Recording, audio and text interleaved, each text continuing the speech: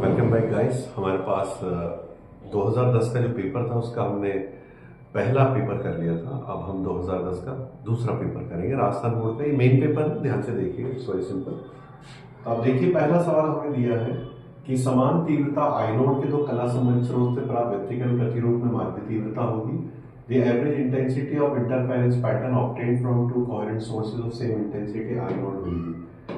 जो बच्चे राजस्थान बोर्ड का हाफ ईयरली का एग्जाम दिए हैं, अभी जो हाफ ईयरली का एग्जाम दिया है जिन बच्चों ने, वो मैं उनसे ये कहना चाहूँगा यहाँ पर कि वो लोग ज़रूर हाफ ईयरली का पेपर देखें और उसमें फिल इन द ब्लैंक्स देखें। आपको ये क्वेश्चन ज़रूर मिल जाएगा।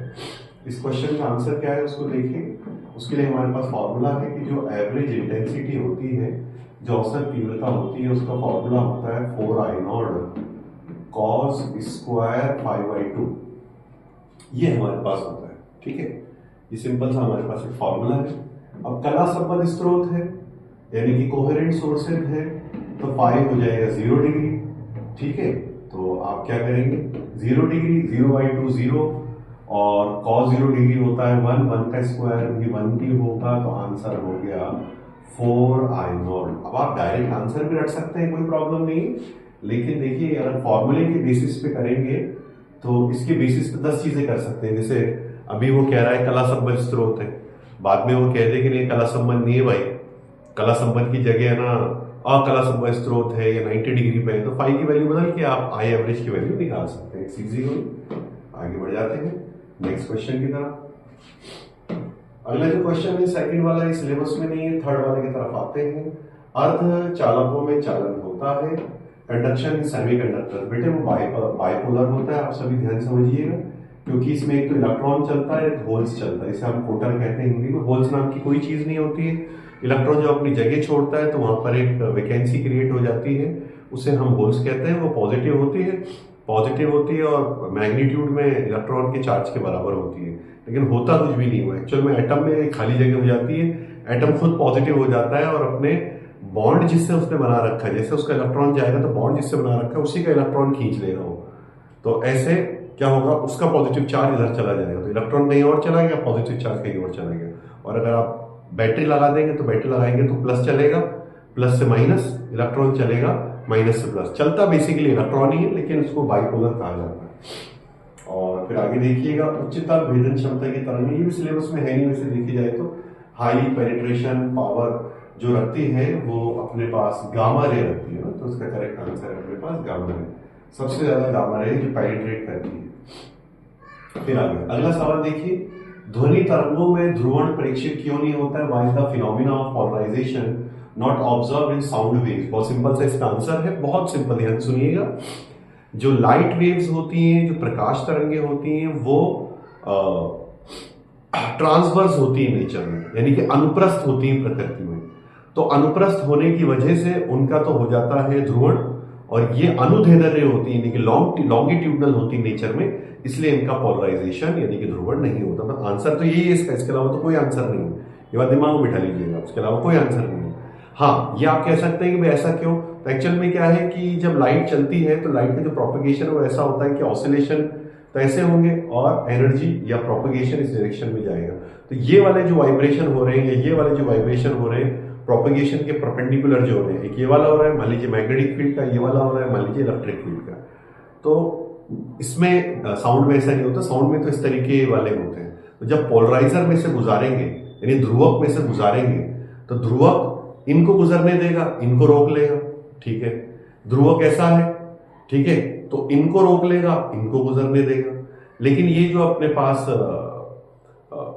साउंड वेव्स हैं, ठीक है, इनमें क्या होगा, इनके तो ऑसिलेशन इस तरीके से होते हैं, तो ना तो इसके पैरेलल है, इसके ना इस तरीके से, ना ये वाला है ना ये वाला है, तो ये वाले हैं तो आसानी से निकल जाता है। तो साउंड का पोलराइजेशन नहीं होता है, इस बात को समझिएगा, क्योंकि वो अनुप्रस्थ प्रकृति की नहीं होती है, अनुदैर्ध्य प्रकृति की होती है। बस इतना सही लिखना है, क्योंकि वो ट्रांसवर्स नेचर की नहीं होती है, लॉन्गिट्यूडनल नेचर की होती है। अगला सवाल देखिए, हाइड्रोजन परमाणु की तृतीय कक्षा की त्रिज्या इतनी दे रखी है, प्रथम कक्षा की त्रिज्या आपको बतानी है और एंगस्ट्रॉम लिख रखा है, तो एंगस्ट्रॉम में आपको निकालना पड़ेगा। तो हमारे पास यहाँ पर फॉर्मूला है, Rn बराबर होता है n स्क्वायर R1, ठीक है। तो आप ऐसे कर लें, R1 is equal to Rn upon n square. अब n अपने पास 3 है तो यहाँ R3 आ गया, यहाँ 3 का स्क्वायर आ गया, तो 4.77 एंगस्ट्रम इज डिवाइडेड बाय 9। ठीक है, तो ये 0.53 एंगस्ट्रम, तो डायरेक्ट आंसर याद कर लेना, 0.53 एंगस्ट्रम 9 से डिवाइड कर दोगे तो लगभग इतना ही आंसर आपको देखने के लिए मिलेगा। ये होती है बोर की रेडियस। फिर नेज अर्धचालक की क्रिस्टल संरचना का नाम बताओ। Write the name of crystal structure of intrinsic semiconductor. चतुष्फलकीय, हिंदी में कहेंगे चतुष्फलकीय, और अंग्रेजी में कहेंगे टेट्रावैलेंट। और याद ना हो अगर आपको, मान लीजिए, तो डायमंड लाइक स्ट्रक्चर भी कह सकते हैं, हीरे की संरचना भी कह सकते हैं। ऐसा क्यों होता है? क्योंकि सिलिकॉन या जर्मेनियम एक ऐसी जगह जाकर अपनी पोजीशन बनाता है कि उसके चारों तरफ 4 सिलिकॉन हो जाए, इधर इधर इधर और नीचे, तो उन चारों के साथ मिलकर वो कोवलेंट बॉन्ड से ऐसे आबंध बना लेगा और क्या करेगा, फिर जालक का निर्माण करेगा, यानी कि लैटिस बनाएगा, और इसी तरीके से क्रिस्टल बन जाएगा। तो उसकी जो वैलेंसी होती है 4 होती है सिलिकॉन की, यानी जो संयोजकता वो 4 होती है, तो ऐसी जगह जाकर वो सेट हो जाता है कि उसके इधर भी 2 हो और ऊपर नीचे भी 2 हो, तो आराम से वो चतुष्फलकीय संरचना बनाता है। इस सिलेबस में है नहीं हमारे पास। प्रकाश के विवर्तन, व्यतिकरण और विवर्तन में कोई तो अंतर लिखिए। अब ये सवाल 2010 के सेकंड पेपर में, आप आगे आने वाले पेपर्स में भी देख सकते हैं।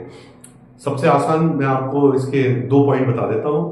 व्यतिकरण में कला संबद्ध स्रोत होते हैं, कोहेरेंट सोर्स। विवर्तन में इनकोहेरेंट सोर्स होते हैं और कला संबद्ध स्रोत। हो गया एक, ठीक है। दूसरा, व्यतिकरण में केंद्रीय फ्रिंज चमकीली होती है और उतनी ही चमकीली होती है जितनी दूसरी फ्रिंजें चमकीली होती हैं। यानी जो सेंट्रल फ्रिंज है इंटरफेरेंस में, वो ब्राइट होती है और उतनी ही ब्राइट होती है जितनी दूसरी ब्राइट होती है। जबकि विवर्तन में सेंट्रल फ्रिंज ब्राइट होती है और वो सबसे ज्यादा ब्राइट होती है, सबसे ज्यादा चमकीली होती है, और उसके दोनों तरफ, यानी पर्दे पे जब हम उससे दोनों तरफ बढ़ेंगे तो इंटेंसिटी कम होती चली जाएगी, ब्राइटनेस कम होती चली जाएगी। तो कोहेरेंट, इनकोहेरेंट, कला संबद्ध और कला संबद्ध। दूसरा, सेंट्रल फ्रिंज ब्राइट होगी जैसे कि दूसरी ब्राइट है, और विवर्तन में सेंट्रल फ्रिंज ब्राइट होगी, सबसे ज्यादा, द मोस्ट ब्राइट होगी। ठीक है, सिंपल है। यहाँ पर आगे बढ़ जाते हैं। और भी कोई अगर आपको याद तो वो भी कर सकते हैं। 7वां क्वेश्चन जो है वो सिलेबस में नहीं है, तो इसको आप कट कर दीजिए। आगे आपसे क्या कह रहा है कि समान द्विब्रोय तरंग दैर्ध्य के लिए अल्फा कण प्रोटॉन को त्वरित करने के विद्युत विभव वी अल्फा एंड वीपी का अनुपात ज्ञात कीजिए। Find out the ratio of accelerating electric potential V alpha and Vp for equal de Broglie wavelength of alpha particle and proton. तो यहां पर देखिएगा, समझने की कोशिश कीजिएगा, आसान चीज है। सबसे पहले तो हम यह देखेंगे फॉर्मूला क्या होता है। लैम्डा बराबर होता है अपने पास h अपॉन पी, ठीक है, ये फॉर्मूला होता है। और p की जगह में लिख सकता हूं √2mEV, ये फॉर्मूला अपने पास है। क्योंकि p होता है अपने पास, ये फॉर्मूला अपने पास √2k है, और k की जगह लिख सकता हूं मैं EV, ठीक है। जो p होता है अपने पास p, ये इसको मैं ऐसे लिख सकता हूं √2k, ये फॉर्मूला क्लास 11 में आपने देखा होगा। k बराबर होता है p²/2m, तो p बराबर हो जाएगा 2mk, और k की जगह EV लिख सकते हैं। 11 चैप्टर में देखने के लिए मिलता है। अब अपन क्या करेंगे, आपसे क्या कह रहा है कि इनके जो वोल्टेज है उनका रेशियो आपको निकालना है, अल्फा पार्टिकल और प्रोटॉन पार्टिकल के लिए, प्रोटॉन के लिए। तो चलो हम क्या करेंगे, यहाँ पर हम स्क्वायर कर देते हैं ताकि हमारे लिए आसानी हो जाए। लैम्डा स्क्वायर, ठीक है, is equal to h² upon 2 m alpha e alpha v alpha, ठीक है। रूट हट गया, ये अल्फा के लिए ले लिया, ठीक है। और फिर अगला क्या कह रहा है, lambda square is equal to h² 2 NP EP VP, ठीक है साहब। क्वेश्चन के हिसाब से लैम्डा स्क्वायर आपस में बराबर है, तो चलिए इनको बराबर कर देते हैं। तो देखिएगा बराबर करेंगे तो हमारे पास आ गया h² upon 2m alpha e alpha v alpha is equal to h²। अब डायरेक्ट भी कर सकते हैं ना, जरूरी नहीं इतना बड़ा आपको करना पड़े। ये जो मैं कर रहा हूँ उसको डायरेक्ट कर सकते हैं। h² से h² कट जाएगा, 2 से 2 कट जाएगा, यहाँ NP EP और VP, ठीक है साहब। अब जो अल्फा पार्टिकल का मास होता है उस पर आप फोकस कीजिए, और जो चार्ज होता है तो फोकस कीजिए। अल्फा पार्टिकल जो मास होता है प्रोटॉन के मास का 4 टाइम्स, अल्फा पार्टिकल का जो चार्ज होता है वो प्रोटॉन के चार्ज का 2 टाइम्स, और वी अल्फा को ऐसे रहने दो, है ना भाई, समझ में आ जाए तो परेशानी बहुत आसान चीज है ना, कोड से बाहर नहीं है। इधर तो यार आप चेंज करो ना, M P E P V P, तो M P E P cancel, ठीक है। अब देख इधर क्या क्या बच गया, फाइनल क्या बच गया, 8 v alpha is equal to 1 upon v p. अब वो क्या कह रहा है, रेशियो निकालो वी अल्फा और वीपी का, ठीक है ना। तो पहले वी अल्फा आना चाहिए फिर वीपी, तो वी अल्फा उधर भेज दे, ठीक है। तो अपने पास हो जाएगा v alpha upon v p is equal to 1/8, तो रेशो क्या हो गया 1:8। ये आंसर अपने पास आ गया। डायरेक्ट आप यहां से भी शुरू कर सकते हैं। तो यहां पर आप देख लीजिएगा हम क्या कर रहे हैं, एम अल्फा की जगह हमने 4mp लिख दिया, ई अल्फा की जगह हमने 2ep लिख दिया, वी अल्फा को वी अल्फा रख दिया, एमपीईपी को चेंज नहीं किया। ये 4 2 8 हो गए, 2 तो पहले कैंसिल हो गए थे, एमपीईपी से एमपीईपी कैंसिल हो गए। याद रखिएगा अल्फा पार्टिकल का मास यानी द्रव्यमान प्रोटॉन के द्रव्यमान का 4 टाइम, क्योंकि जो हीलियम होता है उसके नाभिक में न्यूक्लियस में 4 चीजें होती हैं, 2 प्रोटॉन 2 न्यूट्रॉन, प्रोटॉन न्यूट्रॉन के मास ऑलमोस्ट बराबर होते हैं तो ये लिख दिया जाता है। और 400 से प्रोटॉन के पास ये होता है तो 2 प्रोटॉन के बराबर का चार्ज होगा, ठीक है। ये सवाल हो गया हमारे पास। अगला सवाल देखिए, प्रकाश विद्युत सेल से प्लांक नियतांक का मान ज्ञात करने के नामांकित चित्र और निरोधी विभव एवं आपतित प्रकाश के मध्य वक्र बनाइए। Draw level diagram determine the value of Planck constant using photocell and the curve between stopping potential and frequency of incident light. अब फोटोसेल अपने सिलेबस में नहीं है, लेकिन कर्व अपने सिलेबस में है, तो बस आप कर्व बना लीजिए। कर्व वाला काम तो करेंगे। ये आ गया स्टॉपिंग पोटेंशियल, ये आ गया फ्रीक्वेंसी, ये आ गया आपके पास ग्राफ। बस ये ग्राफ, ये ना जीरो से कभी शुरू नहीं होता, यहां से शुरू होता है, फ्रीक्वेंसी कभी जीरो नहीं होती, बस ग्राफ और कुछ भी नहीं। नाभिकीय बल की कोई तो विशेषता लिखिए। Right any 2 properties of nuclear force. Nuclear force की 2 प्रॉपर्टी क्या है, ये शॉर्ट रेंज फोर्स है, लघु परास बल है, शॉर्ट रेंज फोर्स है, लघु परास बल है। ये 13 चैप्टर का सवाल है अपने पास, न्यूक्लियर वाले चैप्टर, नाभिक वाले चैप्टर। दूसरा, ये जो है आवेश से स्वतंत्र होता है, चार्ज इंडिपेंडेंट नेचर होती है इसकी, क्योंकि न्यूट्रॉन न्यूट्रॉन के बीच में भी लगता है, प्रोटॉन प्रोटॉन प्रोटॉन प्रोटॉन के बीच में भी लगता है, प्रोटॉन न्यूट्रॉन के बीच में भी लगता है, तो इसको इससे कोई लेना देना नहीं है चार्ज है या नहीं है। तो चार्ज इंडिपेंडेंट, आवेश स्वतंत्र होगा।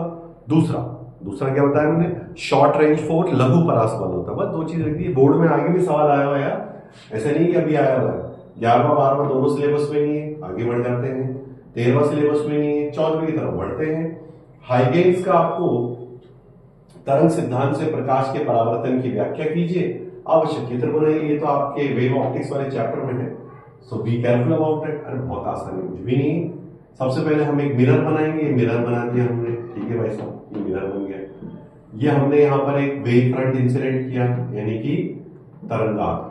ये आपतन कोण आएगी, बहुत ध्यान रखिएगा, और ये आपतन कोण आएगा। ये एक पोर्शन ए है। अब ये जो अपने पास तरंगाग्र, इसका ये वाला हिस्सा पहले मिरर पर आएगी, ये वाला। तो मिरर पर जब इसका ये विक्षोभ पहुंचेगा, डिस्टर्बेंस पहुंचेगा, तो यहां से तो तरंगाग्र निकलना शुरू हो जाएगा, यहां से तो गोली तरंगाग्र स्फेरिकल वेव फ्रंट निकलना शुरू हो जाएगा। लेकिन ये वाला जो पोर्शन है, इससे तो अब पहुंचेगा, इससे तो अभी पहुंचा ही नहीं, ठीक है। तो जितनी देर में इससे यहां पहुंचेगा उतनी देर में यहां से आगे निकल जाएगा। तो हम क्या करेंगे, देखो बताता हूं आपको। ये जो अपने पास ए से डी है ना, ये शॉर्टकट बता रहा हूं, इस पॉइंट को डी मान लेना, और यहां पर एक चाप काट देना, आर काट देना, और ये सी पॉइंट से इसको मिला देना, ठीक है। तो ये तो बन गया अपने पास इंसिडेंट वेव फ्रंट, यानी कि आपतित समतल तरंगाग्र, और ये अपने पास बन गया reflected wave front, plane wave front, है ना। अब सारे जो आएंगे वो इसी पर ही आएंगे। ये नॉर्मल बना देंगे, एंगल आर हो गए, ये एंगल आ रहा है, ध्यान रखना। तो एक तो हो गया ए बी, एक हो गया सी डी। याद रखना, जब ये ऑब्लिकली फॉल हो रहा है, किसी एंगल पर फॉल हो रहा है, तो उसको जो हिस्सा पहले मिरर पर पहुंच गया, तो मिरर्स के हिस्से पे जब ये टच हो गया, तो वहां से तो तरंगाग्र निकलना पहले शुरू हो जाएगा, लेकिन इससे सबसे देर में पहुंचेगा, तो इतनी देर में इससे आगे बढ़ जाएगा। तो आप क्या करेंगे, इसको केंद्र मानकर एक अर्धगोला बनाएंगे। तो अर्धगोला बनाओगे तो और मुश्किल हो जाएगा। तो आप क्या करेंगे, एक चाप खींच देंगे, एक आर्क बना देंगे, और सी से एक लाइन ड्रॉ कर देंगे, बस और कुछ नहीं करना है। ठीक है भाई, अब 2 ट्राइंगल हो गए, समझते चल रहा है, इट्स वेरी सिंपल, कोई परेशानी नहीं है। एक ट्राइंगल ले रहे हैं हम ABC और एक ट्राइंगल ले रहे हैं हम ADC, ADC, ABC, 2 ट्राइंगल लेंगे। अब दोनों ट्राइंगल में B और D पे एंगल बन रहा है 90 डिग्री, तो angle B is equal to angle D, दोनों बराबर है। ठीक है साहब, 2 लाइनें तभी क्रॉस करती हैं एक दूसरे को जब उनकी लेंथ बराबर हो, AD बराबर BC, BT के बराबर हो गया। और जो AC है वो तो कॉमन है दोनों ही ट्राइंगल में, तो भाई ये तो अपने पास हो गया साइड साइड एंगल हो गया। तो हम कहेंगे कि angle of incidence is equal to angle of reflection, यानी आपतन कोण जो है वो परावर्तन कोण के बराबर हो गया। तो ये परावर्तन का पहला नियम है, सिद्ध कर दिया, इजी गोइंग है। ठीक है साहब, और दूसरा जो नियम है, all 3 should lie in the same plane, तीनों एक ही तल में होने चाहिए। इंसिडेंट वेव फ्रंट आपतित तरंगांक, नॉर्मल अभिलंब, रिफ्लेक्टेड वेव फ्रंट परावर्तित तरंगांक, बस इजी वे कर लेंगे इसको ना। 15 नंबर क्वेश्चन सिलेबस में नहीं है, 16 नंबर का सिलेबस में नहीं है। फिर ये कह रहा है द्रव्य तरंग के सिद्धांत की सहायता से बोर के क्वांटम प्रतिबंध का स्पष्टीकरण दीजिए। ये यार 2000 ये आपको और पेपर्स में भी देखने के लिए मिल जाएगा क्वेश्चन, तो बहुत ध्यान से देखिएगा भाई। देखो, जो अपने पास साइंटिस्ट दी ब्रॉय थी, दी ब्रोगली जिसे आप कहते हैं, दी ब्रोगली नहीं होता है, एनसीईआरटी में भी पढ़ेंगे तो आपको बी लिखा तो वही है, DEBROGLI, हम बोलने को दी ब्रोगली बोल देते, हिंदी में भी बोल देते, लेकिन करेक्ट है दी ब्रॉय, स्पेलिंग वही रहेगी, प्रोनाउंसिएशन दी ब्रॉय। खैर जाने दीजिए। यहाँ पर उन्होंने कहा दी ब्रॉय ने कि इलेक्ट्रॉन क्या रखता है, वेव नेचर। तो बहुत आसानी से समझाना चाहता हूं, वेव नेचर रखता है। तो भाई बोर ने कहा कि इलेक्ट्रॉन न्यूक्लियस के चारों ओर रेवोल्यूशन कर रहा है, ठीक है, ऐसे घूम रहा है। ठीक है, तो दी ब्रॉय ने कहा कि अगर ये इसके चारों तरफ घूम रहा है तो ये वेव नेचर शो करेगा। तो उससे पूछा गया भाई वेव नेचर शो क्यों करेगा, तो उसने कहा भाई वेव नेचर इसलिए शो करेगा क्योंकि ये तो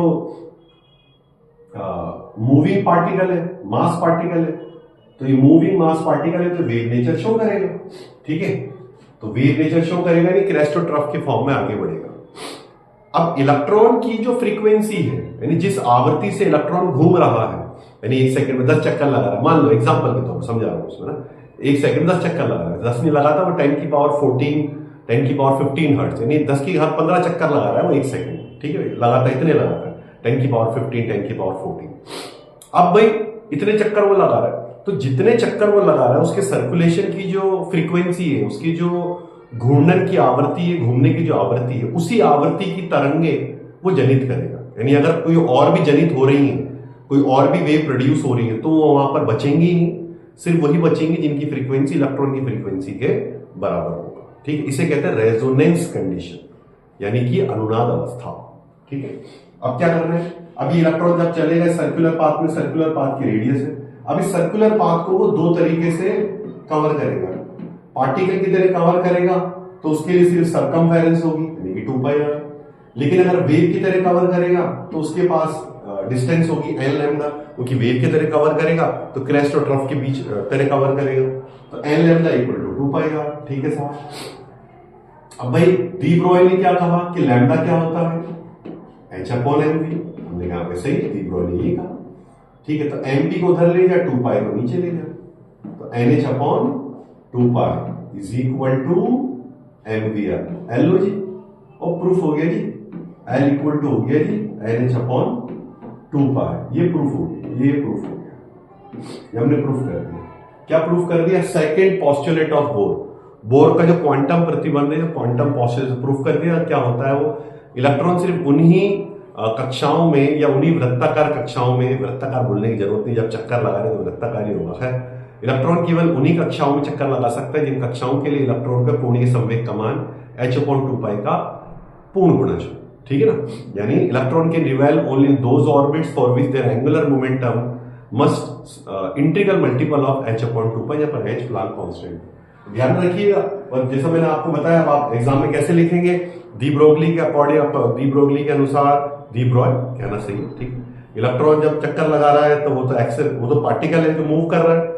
ठीक है ना, डी ब्रॉय ने कहा था मूविंग पार्टिकल प्रोड्यूस या एग्जिबिट वेव नेचर, गतिमान द्रव्यमान यानी द्रव्य जो गतिक अवस्था में है वो तरंग की प्रकृति दर्शाएगा। आवेशित होना जरूरी नहीं, चार्ज होना जरूरी नहीं। ठीक है, वो चल रहा है, चलता रहेगा, तो वो चलेगा तो वेव नेचर शो करेगा। तो वो जितनी भी वेव्स प्रोड्यूस कर रहा है, जितनी भी तरंगें जनित कर रहा है, उनमें सिर्फ वही बाकी रहेंगी जिनकी आवृत्ति यानी कि फ्रीक्वेंसी, इलेक्ट्रॉन की फ्रीक्वेंसी ऑफ रेवोल्यूशन यानी घूर्णन की जो आवृत्ति है उसके बराबर है। इसे हम रेजोनेंस कहते हैं। तो इलेक्ट्रॉन दो तरीके से सेम डिस्टेंस कवर करेगा, पार्टिकल की तरह 2πr, वेव की तरह एल लैम्डा यानी कि क्रेस्ट और ट्रफ के बीच में, लैम्डा की जगह h/m भी लिख दिया, v उसकी स्पीड है, m उसका मास है, r सर्कुलर पाथ की रेडियस है, बस हो गया। 18 क्वेश्चन सिलेबस में नहीं है, 19 क्वेश्चन सिलेबस में नहीं है। फिर आगे देखिएगा क्वेश्चन नंबर 20, अनियमित शक्ति प्रदाय का वोल्टा नियमन किस प्रकार किया जाता है? How is voltage regulation done for unregulated power supply? देखो भाई, ये जो टॉपिक है ये आपके सिलेबस में नहीं है, लेकिन आप तो नाम याद रख लो। अगर इस तरह का क्वेश्चन आता है कि पावर को कंप्लीटली स्टेबल करने के लिए, मतलब एक लाइन आ जाए ग्राफ में, सीधी लाइन, पावर में कोई फ्लक्चुएशन नहीं आए, वोल्टेज में कोई फ्लक्चुएशन नहीं है, तो एक ही चीज ऐसा कर सकता है, वो है ज़ीनर डायोड। ठीक है, जो अपने सिलेबस में नहीं है, तो नाम याद रख ले, ज़ीनर डायोड। ये वाला सवाल जरूर करना 20 का सेकंड, क्योंकि ये अक्सर आता है। करना कुछ नहीं है यार। देखो आपको वोल्टेज दे रखी है 0.36 वोल्ट, देखो यहाँ पर आपको इलेक्ट्रिक फील्ड दे रखा है और अवक्षय परत की मोटाई यानी आपको थिकनेस पूछ रहा है डिप्लीशन लेयर की। तो हमारे पास फॉर्मूला होता है V बराबर E, तो D बराबर हो जाएगा भाई V बाई V। कितना दे रखा है जी? 0.36, और इलेक्ट्रिक फील्ड दे रखा है 1.8 इंटू 10 की पावर 2 किलो वोल्ट पर मीटर, है ना। अब किलो है तो किलो तो हो जाएगा भैया ये 1.8 इंटू 10 की पावर 2 इंटू 10 की पावर 3। ठीक है, बस इतना ध्यान रखिएगा। अब आप इसको सॉल्व कर लेना यार घर पे आराम से, माइक्रोमीटर में आंसर आना चाहिए। कोई कर लो, चलो कर लेते हैं यार, तुम भी क्या याद करोगे। अभी ऊपर 36 रहने दो, नीचे 18 रहने दो, इसको तो कैंसिल करो। ठीक है, अब ये 0.36 है, इसको हटा के नीचे 100 आ जाएगा। ये डेसिमल है, इसको हटा के ऊपर 10 आ जाएगा। यहाँ 10 की पावर 2 10 की पावर 3 मिलकर 10 की पावर 5 हो जाएगी, तो 2 तो आ गया था। अब देख 0 से ये 0 कट गया, 10 की पावर 5 और 10 की पावर 6 हो गया। मैंने कहा था ना माइक्रोमीटर आएगा, तो 2 इंटू 10 की पावर -6 मीटर यानी कि 2 माइक्रोमीटर। अब ये सवाल बेटे याद कर लो आप, आने वाले पेपर्स में, जो पेपर्स आगे आप करेंगे उनको पता नहीं कितनी बार देखने के लिए मिलेगा यार। 21 वाला क्वेश्चन सिलेबस में नहीं है। 22 में आपको ध्यान रखना है, बंधन ऊर्जा प्रति न्यूक्लियर द्रव्यमान संख्या में वक्र खींचिए तथा इसमें नाभिक का अधिकतम स्थायी की द्रव्यमान संख्या परास दिखाइए। यानी आपको draw the curve between binding energy per nuclear and mass number, show the range of mass number where nuclear are most stable. आपको क्या करना है, इधर तो मास नंबर लेना है और इधर आपको पर न्यूक्लियर बाइंडिंग एनर्जी EBN लेनी है, और ये ग्राफ कुछ इस तरीके से बनेगा। ये ठीक है, इसको छोड़ देते हैं। ग्राफ इस तरीके ऐसे बनता हुआ, फिर ऐसे बनता हुआ, फिर ये ऐसे नीचे की तरफ जाएगा। तो हमारे पास जो अधिकतम स्थायी रेंज है वो होती है 30 <= A <= 170, यानी 30 से 170 के बीच में। और सबसे ज्यादा स्थायी होता है, स्टेबल होता है आयरन, इसका मास नंबर 56 हो। किताब में दे रखा है, ग्राफ ही देख लेते हैं इसको। फिर आगे बढ़ते हैं क्वेश्चन नंबर 23। क्वेश्चन नंबर 23 में सिर्फ यही क्वेश्चन अपने पास है, कला शब्द स्रोत को परिभाषित कीजिए, यानी कोहेरेंट सोर्स को आप डिफाइन कीजिए। कला शब्द स्रोत क्या होते हैं? ऐसे प्रकाश स्रोत जिनसे उत्सर्जित होने वाला जो प्रकाश है शून्य कलांतर से जनित हो। ठीक है, इंग्लिश में coherent source. Coherent sources are दो sources which produce light waves with zero phase difference. ये तो डेफिनेशन हो गई, इसको रट के लिख लेना। नेचर में कोई भी सोर्स कोहेरेंट सोर्स नहीं होता है। ठीक है, हाँ, खुद सिंगल सोर्स भी अपने आप में कोहेरेंट नहीं होता है, कला संबंध नहीं होता है। क्या मतलब है कि हमने दो लाइट सोर्स ले लिए, दोनों से क्रैश नहीं कर रहे एक साथ एक ही वक्त पर, और दोनों के एम्पलीट्यूड और आयाम भी सेम है, या ट्रफ निकल रहे हैं, दोनों के एम्पलीट्यूड या आयाम सेम है। ठीक है भाई। और फिर ये जो इसका अथवा है, इसमें विवर्तन को परिभाषित कीजिए, डिफ्रैक्शन को। ठीक है। और ये वाला सवाल भी है, प्रकाश की अपेक्षा ध्वनि में विवर्तन आसानी से प्रेक्षित क्यों होता है। बाकी फ्रेनल वाला अपने सिलेबस में। तो विवर्तन यानी डिफ्रैक्शन को आप परिभाषित कीजिए। विवर्तन क्या होता है? प्रकाश के मार्ग में कोई अवरोधक या द्वारक आता है जिसके तीक्ष्ण किनारों से प्रकाश का मुड़ाव हो जाता है और प्रकाश वहां भी पहुंच जाता है या अपनी ज्यामितीय छाया में फैल जाता है। इस परिघटना को विवर्तन कहते हैं। ठीक है। इंग्लिश में the bending of light wave due to sharp edges of obstacle or aperture present in its path and expands in its shadow region. This phenomena is called diffraction of light. ठीक है। फिर कह रहा है प्रकाश की अपेक्षा ध्वनि में विवर्तन आसानी से प्रेक्षित क्यों होता है? यानी कि लाइट का डिफ्रैक्शन आसानी से क्यों पता, वो साउंड का डिफ्रैक्शन आसानी से क्यों पता लगता है जबकि लाइट का पता क्यों नहीं लगता है भाई?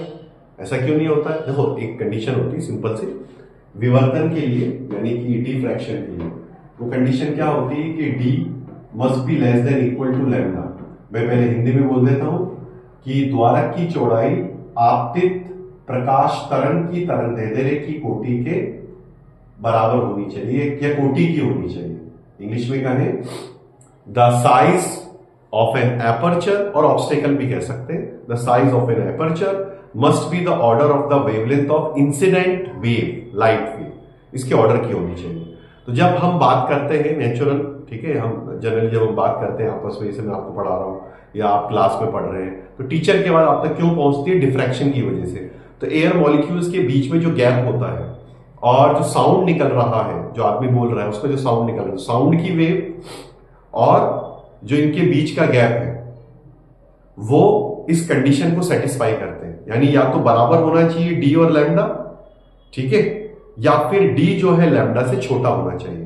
तो जब वेव दो पार्टिकल के बीच में से निकलने की कोशिश करेगी, यानी साउंड वेव निकलने की कोशिश करेगी ध्वनि तरंग, तो वो ऐसे फैल जाएगी और वहां भी आवाज चली जाएगी जहां सोर्स नहीं है, यानी स्रोत नहीं है ध्वनि का। लेकिन इसमें क्या होगा?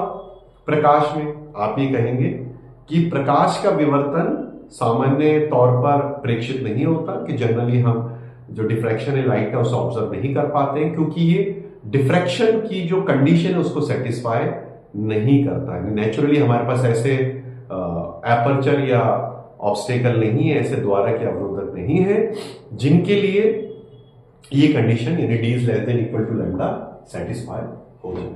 बार बार इसको सुनिए, रिपीट कीजिए, अक्सर एग्जाम में आता है। आप देखिए हम लास्ट क्वेश्चन पे पहुंच गए। या आज हमने चैप्टर कोई पेपर जो है 2010 का पेपर 2 कंप्लीट कर लिए। पीएन संधि डायोड का निर्माण किस प्रकार करते हैं? संधि डायोड को उत्क्रम अभिनति की परिपथ चित्र बनाइए। अग्र एवं उत्क्रम अभिनति में अभिनति वोल्टम धारा के मध्य संबंध दीजिए। मतलब एक चीज उन्होंने बता दी, पूछ ली उन्होंने, और ये वाला सिलेबस में है नहीं सवाल, तो और भी मजेदार बड़ी बात है। How is PN junction diode fabricated? Explain reverse biasing of junction diode by drawing experimental labour circuit diagram. Give relation between bias voltage and current for forward bias and reverse bias. तो PN junction diode कैसे बनता है? तो आप इस तरीके से कहेंगे कि पी टाइप सिलिकॉन पटलिका में, यानी कि पी प्रकार सिलिकॉन पटलिका में, पी प्रकार सिलिकॉन वेफर में एन प्रकार की यानी 15वें वर्ग की 15 ग्रुप की अशुद्धि हम इंप्योरिटी डालते हैं। जहां पर वो दोनों मिलती हैं उस जगह को हम जंक्शन, हिंदी में संधि कहते हैं। जब वो मिलती हैं तो वहां पर डिफ्यूजन प्रोसेस होता है, विसरण होता है, क्योंकि एन में जो इलेक्ट्रॉन्स हैं वो ज्यादा है, पी में कम है, तो एन से पी में चले जाते हैं। पी में होल ज्यादा है, एन में कम है, तो वो पी से एन में चले जाते हैं। समझाने के लिए एक थ्योरी बना के आपको बताई गई है। तो इस वजह से जंक्शन के दोनों ओर, संधि तल के दोनों ओर, निकट, बहुत दूर नहीं, निकट पास में 2 लेयर बन जाएंगे। एन के पास पॉजिटिव पेंटावेलेंट बन जाएंगे, धनात्मक पंचसंयोजी परमाणु उपस्थित हो जाएंगे, और पी के पास ट्राइवेलेंट नेगेटिव इकट्ठे हो जाएंगे, नहीं त्रिसंयोजी ऋणात्मक वहां पर इकट्ठे हो जाएंगे। इससे क्या होगा? संधि तल पर यानी कि जंक्शन पर इलेक्ट्रिक फील्ड सेटअप हो जाएगा एन से पी की तरफ, और वो डिफ्यूजन को रोकेगा और ड्रिफ्ट को यानी कि अपवाह को बढ़ाएगा, यानी कि पी से इलेक्ट्रॉनों को एन में भेजेगा, यानी पी में तो वो माइनॉरिटी है, एन में मेजॉरिटी, यानी माइनॉरिटी को मेजॉरिटी में भेजेगा, और एन वाला एन से एन में होल्स कम है तो होल्स जो है वो पी में जाएंगे, यानी माइनॉरिटी से मेजॉरिटी में जाएंगे। शुरुआत में डिफ्यूजन ज्यादा है क्योंकि लार्ज मेजॉरिटी चार्ज कैरियर्स अपने माइनॉरिटी रीजन में जाते हैं, बहुसंख्यक आवेशवाहक अपने अल्पसंख्यक क्षेत्र में जाते हैं। लेकिन जैसे ही ड्रिफ्ट आता है तो माइनॉरिटी अपने मेजॉरिटी में जाना शुरू करते हैं, प्रोसेस उल्टा हो जाता है। और फिर एक कंडीशन ऐसी आती है, दोनों एक दूसरे को बैलेंस कर देते हैं, 100% तो नहीं होता है, ठीक है, लेकिन बैलेंस कर देते हैं और फिर ये प्रोसेस रुक जाता है और ऐसे पीएन जंक्शन बनता है।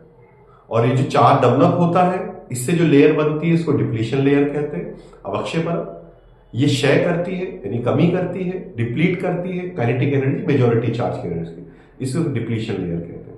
डेफिनेशन बहुत सिंपल है, the space charge develop at both sides of junction, संधितल के दोनों ओर आवेश के कारण जमी परत या बनी परत अवक्षय परत कहलाती है। यहाँ पर कोई बहुसंख्यक आवेशवाहक, कोई मेजॉरिटी चार्ज कैरियर उपस्थित नहीं होता है, प्रेजेंट नहीं होता है। और इनकी वजह से पोटेंशियल डेवलप होती है, उसे हम कहते हैं अवरोधी विभव या बैरियर पोटेंशियल, जो ड्रिफ्ट को बढ़ाती है और डिफ्यूजन को कम करती है, यानी कि अफवाह को बढ़ाती है और विसरण को कम करती है। और ध्यान रखिए अफवाह तभी होता है जब इलेक्ट्रिक फील्ड होता है। सिंपल, ठीक है, एक नंबर का सवाल पूछा है उन्होंने। फिर आगे उत्क्रम अभिनति नमक चित्र बनाना समझाइए, सॉरी सिंपल। चलिए यहाँ पर देखिए, ये हमारे पास डायोड हो गए, ये डायोड, ये वोल्ट मीटर जोड़ दिया है यहाँ पर, और ये अपने पास नेगेटिव, ये पॉजिटिव, ये ध्यान रखना है आपको। डायोड के पी को बैटरी के नेगेटिव से, डायोड के एन को बैटरी के पॉजिटिव जोड़ देंगे। ये की हमने जोड़ दिया और ये हमने माइक्रो एमीटर जोड़ दिया, सर्किट हमने क्लोज कर दिया, ये करंट फ्लो होना शुरू हो गया, ये करंट फ्लो हो रही है, आई आर है हमारे पास, ये वी आर है हमारे पास, ठीक है। ये तो अपने पास डायग्राम बन गया। अब इसका नामांकित चित्र बना के समझाइए तो क्या कह रहा है यार, बहुत आसान है। अगर डायोड के पी को बैटरी के नेगेटिव से जोड़ दे, डायोड के एन को बैटरी के पॉजिटिव से जोड़ दे, तो जो डायोड है वो रिवर्स बायस पे उत्क्रम अभिनति में आ जाएगा। जब अप्लाइड वोल्टेज बैरियर पोटेंशियल के बराबर है तो कोई खास करंट या करंट देखने के लिए नहीं मिलेगा। जैसे जैसे अप्लाइड वोल्टेज बढ़ेगी, बैरियर पोटेंशियल बढ़ेगा, दोनों सेम डायरेक्शन में है, यानी अवरोधी विभव बढ़ेगा, अवक्षय परत बढ़ेगी, करंट धीरे धीरे बढ़ना, कम कम अमाउंट में बढ़ना शुरू होगा, क्योंकि वहां पर रिवर्स बायस है तो माइनॉरिटीज मूव करेंगे। लेकिन साइमल्टेनियसली साथ साथ में क्या होगा, जो सिलिकॉन सिलिकॉन बॉन्ड के इलेक्ट्रॉन्स हैं वो भी तो एक्सेलरेट होंगे, और वो किसी वोल्टेज के लिए, वोल्टेज आप बढ़ाते जाएंगे तो किसी वोल्टेज के लिए सिलिकॉन सिलिकॉन बॉन्ड के जो इलेक्ट्रॉन्स हैं, जो सिलिकॉन सिलिकॉन बंद के जो इलेक्ट्रॉन्स हैं सहसंयोजी, तो एकदम से बहुत सारी संख्या में निकलेंगे और संयोजी बैंड से चालन बैंड में, यानी एक वैलेंस बैंड से कंडक्शन बैंड में चले जाएंगे, करंट एकदम से बढ़ जाएगा और उस पर वोल्टेज कांस्टेंट हो जाएंगे। अगर आप वोल्टेज को बढ़ाने की कोशिश भी करोगे तो या तो बहुत कम बढ़ेगी या फिर बढ़ेगी ही नहीं, तो वोल्टेज कांस्टेंट हो जाएगी। ये रिवर्स बायस को हमने समझा दिया आपको। अब आपसे क्या कह रहे हैं, अग्र एवं उत्क्रम अभिनति में अभिनति वोल्टा एवं धारा के मध्य संबंध दीजिए। Give relation between bias voltage and current for forward bias and reverse बायस। अरे कुछ नहीं है, रेजिस्टेंस पूछ रहा है यार। ये है डायनेमिक फॉरवर्ड बायस रेजिस्टेंस या फॉरवर्ड डायनेमिक रेजिस्टेंस, यानी अग्रगतिक प्रतिरोध। तो ये हो गया, इनका रिलेशन क्या है, डेल्टा वीएफ और डेल्टा आईएफ जो है, इनका रिलेशन क्या है कि इनका रेशियो रेजिस्टेंस देता है, और आर आर हो गया अपने पास delta V R upon delta I R. अपने सिलेबस के हिसाब से बता रहा हूँ, ये अपन को दे रखा है ये रिलेशन। इसके अलावा तो क्या रिलेशन है, ग्राफ आपको कुछ पूछ नहीं रहा है, ठीक है भाई। तो ये भी अपने पास कंप्लीट हो गया है। Thank you very much, keep watching. आगे भी आपको और वीडियोस देखने के लिए मुझे 2010 किया है, 2011 करेंगे। Thank you very much.